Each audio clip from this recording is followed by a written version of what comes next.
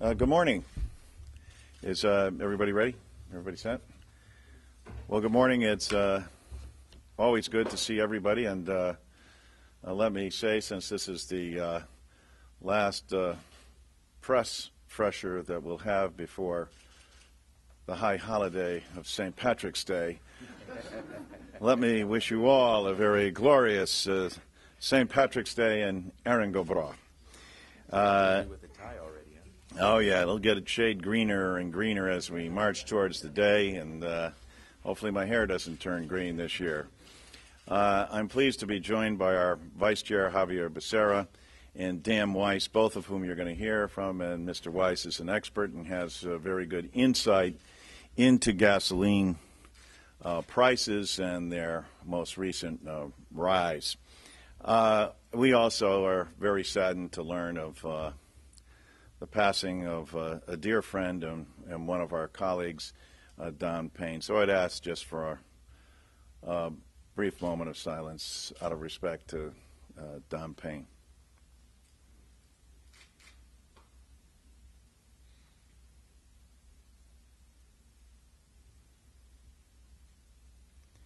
Thank you very much. Don was, I had the great honor of having him up to my district on several occasions.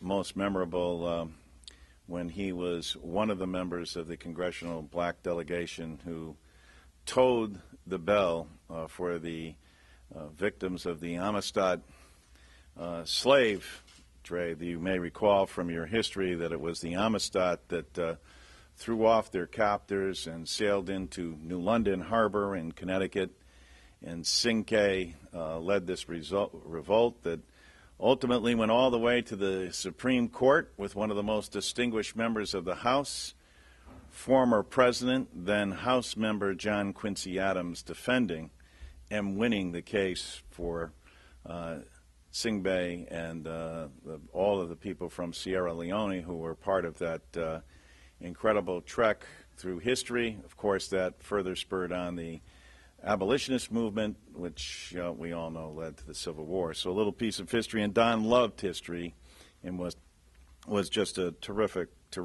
member, and he will be sorely missed. Our thoughts and prayers go out to his family. Well, we're here again today, still awaiting. Now, let me, I say awaiting, but as all of you are aware, the Republicans are processing four of the six bills that they are processing have been previously passed unanimously in the House of Representatives. We applaud them for at least taking minor steps forward, and it feels like Groundhog Day going over and passing the same four of the six bills again. But it's been 427 days, and we still need to make sure that the jobs bill that the President has acted, the infrastructure bill that will put the country to work, gets taken up in the House of Representatives. Today, not only are we hearing from Mr. Weiss, but we'll also be hearing from Leo Hendry in our caucus on jobs bills as well. For us, the equation remains very specific. Job creation equals deficit reduction. That will remain our myopic focus. We further hope that the transportation bill that's been pulled and doesn't seem as though it will be addressed contains in it important infrastructure jobs bill. We know the roads and bridges and condition that the engineers all across the country have found, the deplorable state that bridges are in. We don't want to have another incident like we saw in Minnesota, or frankly one that I saw in my state several years ago with the Mayanes River Bridge. These have been certified as structurally insufficient to go forward. It's long overdue that Congress take action on this. And with that, let me turn it over to my colleague, Javier Becerra, the Vice Chair. Mr. Chairman, thank you very much. I'll just add a couple of quick points. Just because you regurgitate a few bills and package them together, even though we've already passed them out, doesn't mean you have a jobs agenda. And I think most Americans have been waiting quite some time, over 450 days now, for the Republicans in the Congress, using their leadership capacity, to give us a jobs agenda, a true jobs agenda. If they can't do that, then at least what they should do is pass something that we do every few years because the American people have paid for it, and that's a transportation authorization bill, which essentially returns to Americans the gas tax money that they've been paying for years back to them so they can invest it in their communities to improve their roads, rebuild their bridges, improve their mass transit systems. Yet what we have is a Republican roadblock that is caused only by Republicans because it's an internal hassle, internal fight between the Republicans on doing the transportation bill, which used to be completely bipartisan in its nature and would always pass because every single member in the House and Senate would be returning revenues to their communities that taxpayers have been paying for years. Unfortunately, the House Republican bill, as we saw, was filled with extraneous and controversial measures, which would have led to about 500,000 Americans' jobs being lost, not gained, and it would have jeopardized the trust fund for all of our highway investment and certainly for mass transit. It probably would have eliminated. And so if you can't come up with a jobs agenda, at least get the transportation bill through the Senate and the House and to the President so we can put a lot of those construction workers back on the job, and we can also let Americans not suffer through the potholes and the long lines that occur when we don't invest in our infrastructure. Final point, about a year ago today, the price of gasoline in Los Angeles was about $3.90.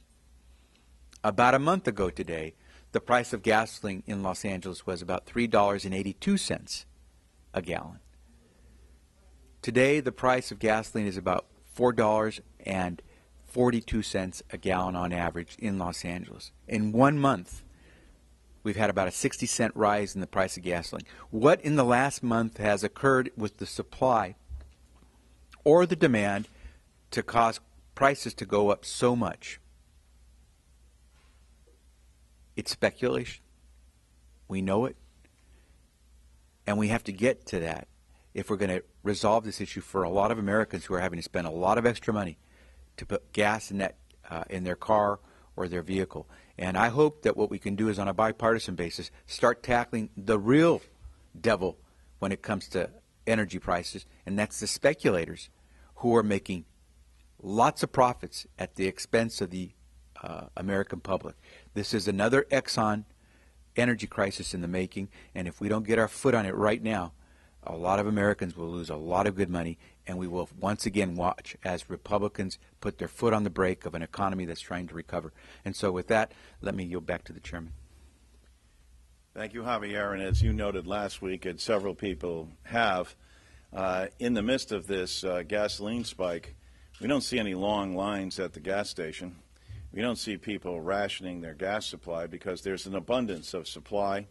The hard truth is that all our refineries are full. They're full to capacity. As the President pointed out, we've doubled the capacity of oil that we're producing here in this country. And so there remains a problem out there that people who want to repeal Dodd-Frank or people who don't want regulation overseeing speculators and what they do, well, frankly, we think that this needs a hard look. And with that, let me introduce our guest as well, who'll be speaking before the caucus today on gas prices, Dan Weiss. Thank you, Mr. Chairman. Thank you, Mr. Vice Chairman. My name is Daniel J. Weiss. I'm a senior fellow at the Center for American Progress Action Fund. I'll be talking with the caucus today about high gasoline prices. As the chairman and vice chairman were just talking about, they exact a real economic toll on the middle class. They pay more for gasoline at the pump, and they pay more for other goods and services. Fortunately, under this administration, we are producing more of our own oil. For the first time since the Clinton administration, we are producing a majority of the oil that we use here. We're also saving more oil. We're using the least amount of oil since February of 2001, and people remember what happened right before that event, which was the swearing in of President Bush. So we're saving more oil than we have in over 10 years. But nonetheless, we're unable to have impact on prices. Why? Because the oil price is set on a global market by a cartel. the Organization of Petroleum Exporting Countries, commonly referred to as OPEC. When the United States increases its oil production, as it has, it's very easy for other countries to reduce their oil production in order to keep the price up. In fact, a Saudi Arabian oil minister in January said that they thought the ideal price for oil was about $100 per barrel, a little bit less than $107 per barrel oil selling for today. So because the oil is set on a worldwide basis, producing more of our own oil is good for our economy, don't get me wrong. Using less oil is good for consumers. They'll save money and reduce pollution. But ultimately, the solution to this oil price roller coaster is to dramatically reduce our dependence on oil. The President's already taken some steps to do so by doubling our fuel economy standards over the next 15 years so that we'll save over 2 million barrels of oil per day, as well as consumers saving $8,000 over the lifetime of their car in lower gasoline purchases. We need to take other steps to get alternative fuels invested in. That includes electric cars, which there's a bipartisan bill to do that. Investing in natural gas trucks. Mr. Chairman is a co-sponsor of that bill along with John Sullivan, a conservative Republican from Oklahoma. That would also help. We need to invest in transit, as Vice Chairman Becerra was saying, that transit saves us billions of gallons of gasoline every year, as well as creating jobs.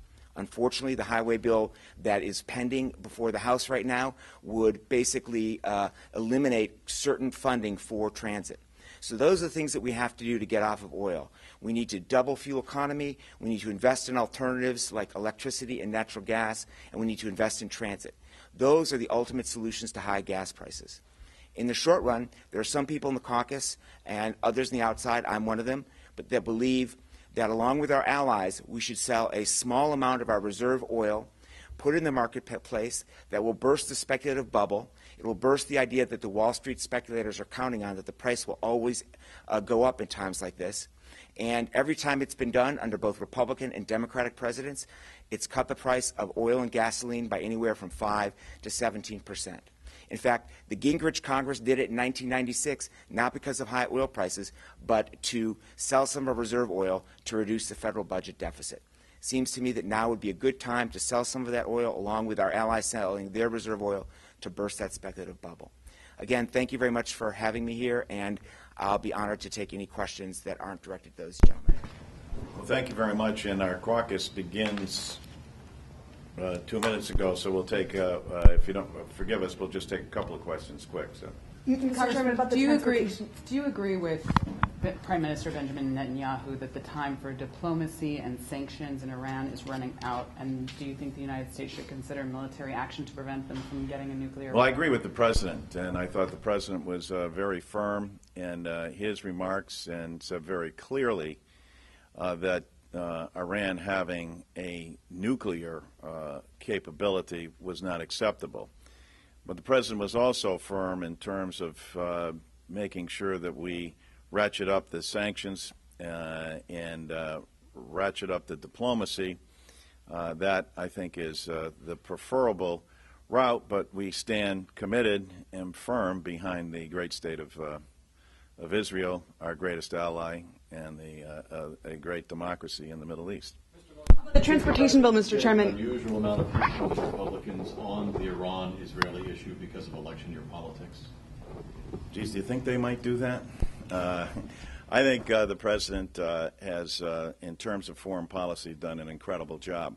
When we look out at what the President inherited, when we see that we've wound down the road of the war in Iraq, and are doing so in Afghanistan as we speak, that Osama bin Laden has been captured and killed, that Gaddafi is no longer an effective dictator in Libya, that an Arab Spring was ushered in, that a change in foreign policy from preemptive strike and unilateral action has changed to a matter of using United States diplomacy, making sure that we gather everybody, as the President did in the case of Libya, especially our Arab allies, to the forefront so that there is a team effort in recognizing what needs to be done in the region. To the extent that this is an election year, yes, I think the Republicans have turned it up on several fronts, but most notably their focus seems to be on women's issues more so than foreign policy. Thank you very much.